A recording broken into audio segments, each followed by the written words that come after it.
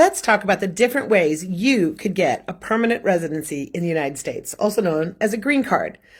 The most popular way is to get married to an American. An American citizen can file for any foreign national legally in the United States and can get them legal status and green card very, very quickly. It's highly recommended. If you're in love with an American, marry them and get your green card.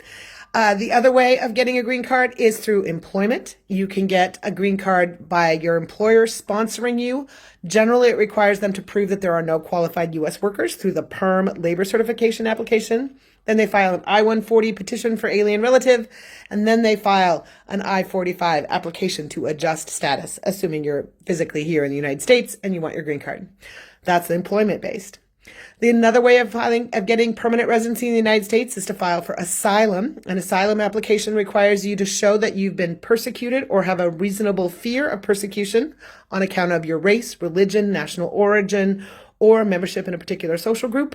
If you file for an asylum, just know that it might take 7, 8, 9, 10, 12 years before you get a decision, and you wouldn't be able to travel back to your home country ever until at least you become a U.S. citizen.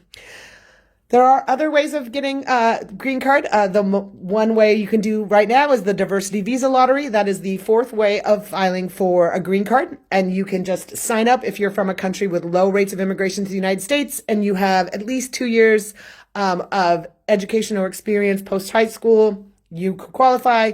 You just need to file an application. You don't even need an attorney. Just FYI. And the last way is to file to get a green card is for your family members to file for you.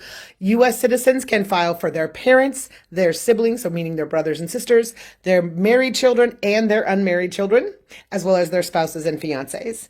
Permanent residents in the United States can file not for their parents, not for their siblings, not for their married children, but for everyone else, for their spouses and for their unmarried children.